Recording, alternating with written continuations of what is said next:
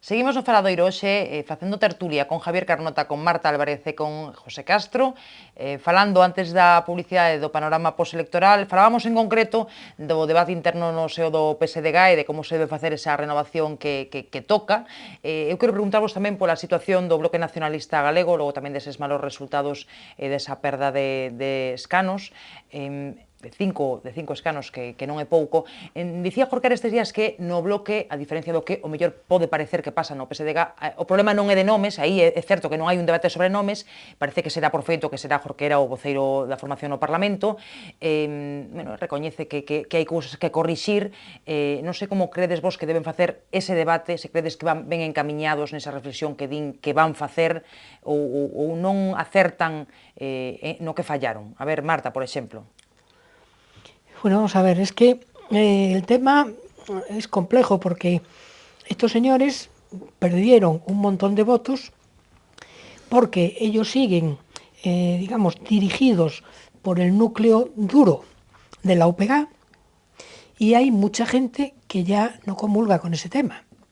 Entonces, ahí precisamente hubo una escisión y se agruparon en Compromiso por Galicia y hubo otra escisión y se agruparon en Nova. Entonces, ¿eso qué demuestra?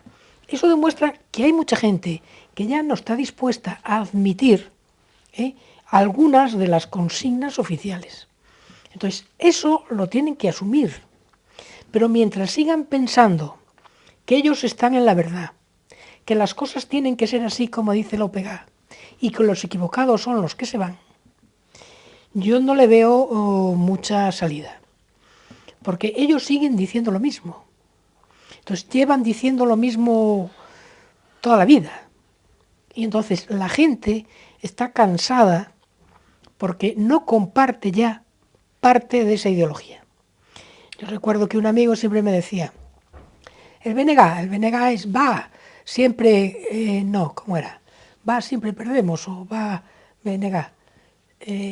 Bueno, ya no me acuerdo de la anécdota. Pero bueno, quiero decir que a mí me parece que tienen que cambiar de rumbo porque si siguen con la mano férrea de la OPG seguirán con pocos votos y pocos representantes en el Parlamento. Marta, lo ten bastante claro. A ver, Javier e Pepe. Pepe, a ver. Sí, bueno, eu basicamente coincido co que acaba de decir Marta, non? Eu creo que a min dá a impresión de que no BNG a xente que controla esa formación que se sitúa no centro da plaza como Don Tancredo, veña, que cambie todo menos nós, non? Que o mundo xire en torno a min e a partir de aí o que sexa. Eu creo que eles o que teñen que ter claro é un proxecto, que proxecto queren para este país e adaptarse eles ao país, non que o país adapta a eles, non? Dá-me a impresión de que teñen que ir por aí os tiros porque senón a xente vaiselles, a xente dentro vaiselles e a ciudadanía non nos ve como alternativa de nada, prácticamente, non? Javier. Pois, home, hai algunhas cousas, algunhas frases que durante a campaña, bueno, eso, despois do susto durante a campaña e con posterioridade da campaña se deron aí no entorno do BNG que a mí me pareceron interesantes, non? Na noite electoral, Guillermo Vázquez dixo que cada vez que gana Beira sube o PP. Bueno. Entonces, a mí parece Dixo Jorquera. Dixo Jorquera? Dixo Jorquera. Bien. Bueno, pois... E xa recoñeceu que foron palabras desafortunadas, non? Que non estivo aí... É igual, o dixo mismo día que estaba dicindo os abrimos las puertas. Cando gana o PP pues, o fillo pródigo eso vive sentar bastante mal, non? Como para non volver polo menos así de golpe, sobre todo mentras ten un millazo no hórreo que lles pasou por diante, o sea, ten millo de abondo para tirar como para non ter que ir a volver a buscar pan á casa común do nacionalismo. E despois hai unha que escoitei máis na rúa, non? Que unha que decía que o problema decía es que al bloque se le fueron los guapos. Non. Entonces, claro, pois a mellor é un Eso poquinho... por quen ía? Non sei, pero está claro que era, pois, supoño que iría vendo goteo de líderes e calculou, bueno, pois é un comentario que escoitei na rúa, pero me pareceu moi chusco porque se amplificamos un pouco, se ampliamos un pouco o sentido de guapos, se a mellor nos estamos dando conta de que non era unha mala reflexión, non? En realidade, creo que tanto por compromiso eu creo que especialmente por compromiso e tamén pola rama de Anova e todo isto, se foron tamén persoas con moitísima capacidade, non? Hombre, o que sí non parece... só estéticamente sí guapos, senón que eu creo que se foron moitas cabezas interesantes, non? Sobre todo a parte máis moderada do nacionalismo. O que queda ou cambia, ou creo que o aparato bolchevique non ten moito sentido neste século. O que chama a atención... Lo que quería decir antes, perdón, solo un inciso, era en BNG nunca ganamos. Lo que hacía la gente de broma. Pero o que chama a atención é que do BNG que despois das eleccións, despois de consentir e de propiciar que se foran da formación xentes moi interesantes, con un bo currículum e bueno, con as maneiras moi válidas, con as maneiras de facer política, con discurso, como o caso de Aymerich, non? Que foi portavoz parlamentario, o caso do que foi senador Bouza en Madrid bastante tempo, e outra xente que despois chamen a unidade do nacionalismo, non? Isto parece un sarcasmo dentro de... Oiga, pues haber actuado antes e non deixalos marchar a recoller a todos, que iso ten que ser a casa común de todas as tendencias. E o que teñen é que ser moito máis permeables os que controlan o partido desde a UPG ou a formación ou como se chame. ¿No? Sin embargo, bueno, Aymerich, su trayectoria es un poco curiosa, ¿no? Porque organiza ese grupo dentro del BNG de Alternativa Galega y luego se van sus compañeros y él se queda, ¿no? Sí. En fin, pero bueno. Bueno, a vida é así. Ten un lustroso escaño no Parlamento de Galicia. Sí, pero a costa de que, non? Claro. Imos mal de tempo, temos que volver ao tema de Cataluña, algo falábamos antes, pero non escoitamos tampouco a Pepe e a Marta moi pouquiño falando dese federalismo asimétrico que non lle convence.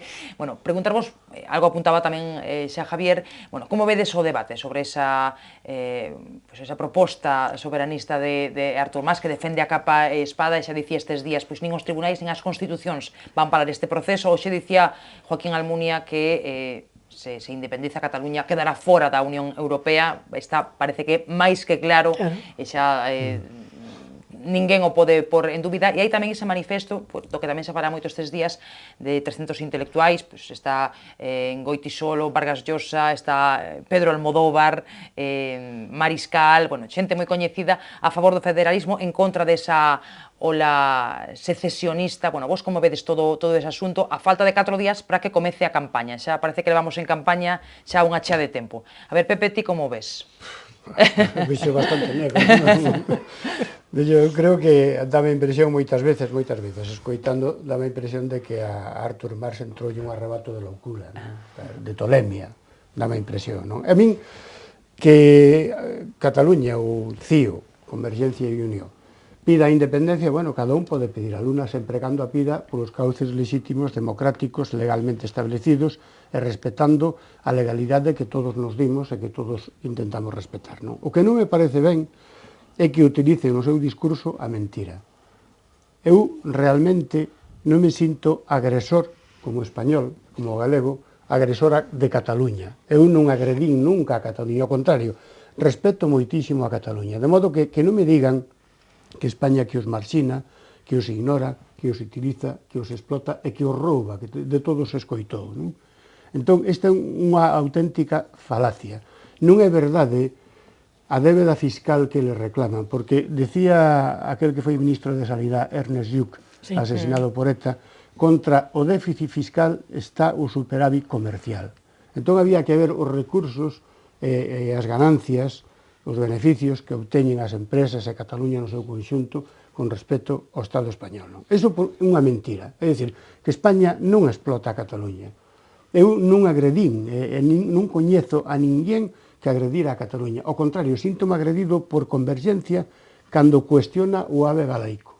O AVE que ven a Galicia desde que entre todos financiamos as infraestructuras que les teñen. Segunda mentira, que ca independencia vivirían mellor. É dicir, que conquistarán o paraíso terrenal. Subirán as pensións, acabarán co paro, que incrementou severamente nesta mini legislatura que tiveron, hasta desaparecerá o cancro, me parece que alguén o dixo por ali, non? Outra auténtica falacia e outra auténtica mentira. De modo que, se queren pedir a independencia, que a pidan polos cauces legales, polos cauces legítimos, pero que non mintan, que non intenten engañar nin manipular a opinión pública do resto do país. Bueno, Pepe teno clarísimo, xa vexo, un pouco Tío, na claro. liña, creo que coincidente Sí, bastante sí, con Marta. Non sei se Javier concorda, bueno, o que Sí, queira. bueno, a mí lo que... No, fala, Marta. No, a mí lo que me sorprende, yo estoy totalmente de acuerdo con lo que dice Pepe, es decir, ese memorial de agravios, que si nos agreden, que si nos roban, etcétera, etcétera, que si consigue la independencia eso va a ser una Arcadia feliz, cosa que también es mentira. Es decir, están mintiendo y saben que no pueden salirse de la Unión Europea porque si se salen de la Unión Europea va a ser un país empobrecido y muchísimas cosas más. Y además tendrían que ponerse a la cola para volver a entrar y podían pasar pues 20 años. Pero una de las cosas que más me preocupa es el silencio absoluto de los medios de comunicación. Ahí nadie dice nada en contra de más. Nadie le dice a los catalanes que los están intentando engañar, que les están intentando tocar la tecla del sentimentalismo, que les están contando mentiras, que la historia de ellos no es así como se la cuentan y que no es cierto que España los haya estado agraviando por los siglos de los siglos. Nadie se lo dice. Entonces eso me parece muy preocupante por parte de los medios de comunicación, tanto en televisiones como medios escritos como radios. Me parece un silencio terrible. A ver, Javier. Pois mira, eu como xa consumí bastante tempo sobre este asunto, o que si lle faría modestamente, desde a máis absoluta e humilde das modestias, que quixera darlle un consello aos votantes cataláns, non como compatriotas e veciños. É dicir, creo que nunca se debera votar nunhas eleccións en términos de máximos de autogoberno ou de máximos de nada. Sobre todo de máximos de cousas tan grandes, non? É dicir, vamos ser campeóns olímpicos, non. O que hai que votar é programas, non, sobre aquelas persoas que ti consideras que son capaces de solucionar os problemas que tes cotidianos, dos que xa falamos que hai agora moito, especialmente o paro, o déficit, etcétera, etcétera, desde o autogoberno que xa son capaces de xestionar, é dicir, do que hai. Por exemplo, Mas preséntase desde o feito de ter ganado unhas eleccións para gobernar. E que adianta claramente porque non dá gobernado. Si salimos dese debate sobre o independentismo ou o soberanismo, a Mas o único que lle queda é decir, mira, adianto porque non dou termao do recao. E claro, esa non é un argumento excesivamente positivo para él. E despois hai outro punto que, claro, que é outro debate que tampouco me gustaría abrir, pero que sí me ten moi preocupado de sempre, non? E é a patrimonialización da simboloxía nacional en España, non? É un debate que quedou aí e que eu creo que tamén merecía un acordo global dos partidos, incluso contando tamén non só cos partidos, senón cos representantes da cultura e de todas aquelas persoas que ten influencia na sociedade, non? Para que dunha puñetera vez teñamos unha simboloxía, sexa que hai, ou ainda incluso que houbera que modificala, pero da que todos nos podéramos sentir orgullosos e que nun momento destos de soberanismo non nos atopemos que sexa moi fácil falar de territorios, bandeiras ou escudos que digan que representan cousas que en este momento, estricto senso constitucional, é incluso un delito decilo, non? Que o representan, non? Porque non é certo. Entonces, claro, aí teño esa sensación, non? De que somos capaces de levar un bolso ca bandeira inglesa, que me gustaría saber a mí me gustaría vir de verdade a veces pola Algalia arriba pegando patadas en algúns bolsos determinados, non? O da bandeira americana, diben, ti que carallo levas, porque esa non encontro outra palabra, outro sinónimo máis adecuado para decir, non? E non somos capaces ni siquiera pois de levar unha camiseta da selección, non? Nos dá arrepío. Eu o primeiro, non dudo en decirlo, non? Pois algo ten que pasar, o sea, que é unha esquizofrenia da que temos que salir despois de 30 anos de democracia. Eu quería engadir dúas ou tres cousas. Unha, que na situación actual da deriva de Artur Mas, este señor, presidente catalán, está fora da legalidade, porque as manifestacións que fixo onte realmente son alarmantes nun presidente autonómico que é o representante do Estado na súa comunidade, o primeiro representante do Estado. E dixo que a independencia non iba a parar nin Constitución, nin leyes, nin tribunales, nin ninguén. Oiga, está por encima da lei. Está por encima da lei. Isto é situarse fora do marco legal que todos nos dimos. Punto primeiro. Punto segundo. Cataluña e España, o resto de España, Cataluña e España, evidentemente, teñen que entenderse, porque desde o punto de vista económico, nin Cataluña sería prácticamente nada sin o resto de España, España sin Cataluña quedaría realmente moi coxa. A economía catalana representa en torno a un 18 ou 20% do Produto Interior Bruto español. Isto é moi importante, que crear sinerxias entre ambas economías para o benestar e o progreso do país, non? Terceiro, o nacionalismo existe. E o nacionalismo catalán e vasco, e en menos medida o galego, é unha opción, un sentimento perfectamente legal, perfectamente lexítimo, e hai que aceptalo como tal. E do que se trata é de encauzar, canalizar deixalo que se exprese ese nacionalismo, pero dentro do marco legal. O que non procede tampouco é contrarrestalo, intentar contrarrestalo co outro nacionalismo visceral español, que non apareceu por fortuna no goberno, sino que aparece en algúns medios de comunicación que lle dan carnaza todos os días aos nacionalistas cataláns para explotar o seu vitimismo con respecto a España. De modo que hai que encauzarlo e hai que buscarlle acomodo a Cataluña, o País Vasco e a Galicia dentro do Estado español e dentro da legalidade vigente que é a Constitución. Pues que yo creo que los gobiernos, tanto los del PSOE como los del PP, han sido absolutamente respetuosos con los nacionalismos. Incluso te diría que a veces se han pasado demasiado, es decir, como al niño al que se le consienten demasiadas cosas y luego hay que frenarlo. Entonces aquí el tema es que los gobiernos han respetado escrupulosamente a los nacionalismos, pero en algunos casos el nacionalismo pues ha querido pasarse por el arco de triunfo al resto de España, y eso no puede ser. Bueno, temos 3 minutos de tertulia, así que nada, pido vos opinións de 30 segundos, unha reflexión para pechar tertulia sobre outro dos temas da xornada, o triste tema da xornada, a traxedia do Madrid Arenana, que faleceron 4 mozas, esa macrofesta. Hai aínda moitas interrogantes, non? Están as investigacións en marcha, pero aínda non se sabe en canto se superou o aforo dese local, por que había menores de idade, por que non se practicaron os controis que se supón que teria que haber nunha festa destas características. Bueno, pido vos unha reflexión moi breve sobre esa noticia. Sí, ahí yo diría que hay que llegar hasta el final. Depurar responsabilidades. Depurar responsabilidades, pero que luego no pase todo cuando pase un mes. Es decir, depurar responsabilidades y que los culpables paguen, porque se ha muerto gente. Entonces, lo que no podemos hacer es que después, cuando pase un mes o dos, todo se quede prácticamente en nada. Javier.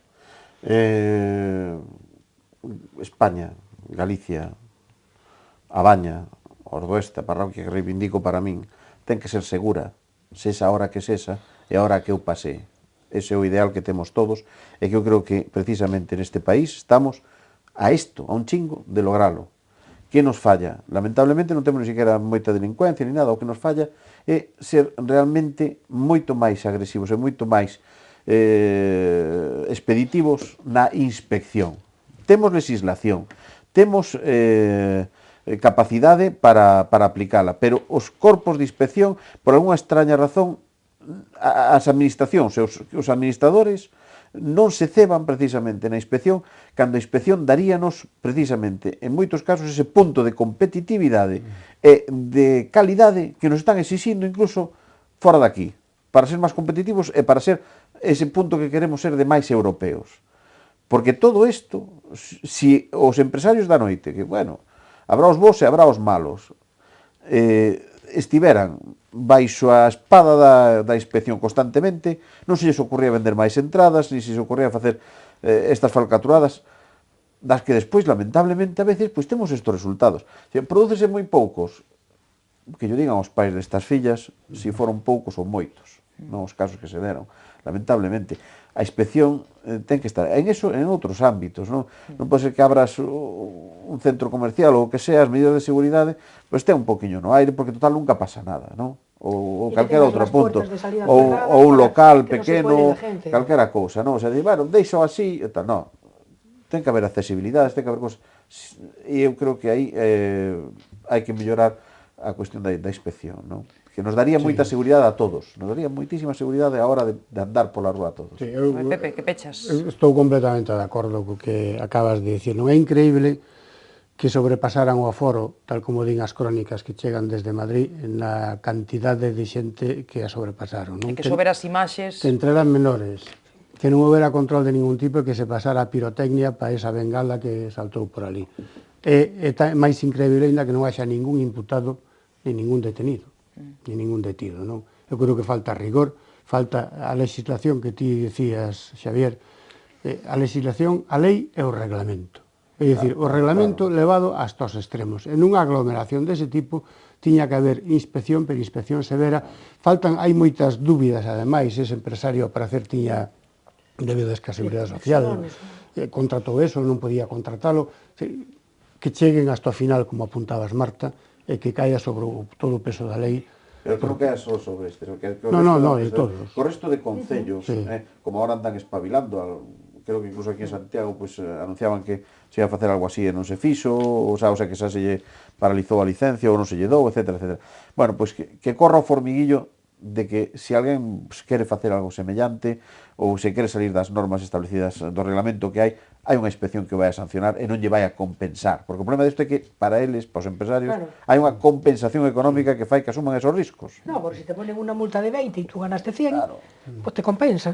Non pode compensarlles. Bueno, pois niso concordamos todos e así rematamos a tertulia de hoxe. Sobre ese asunto volveremos mañá, tamén sobre as eleccións de Estados Unidos, serán dous dos temas do faladoiro de mañá.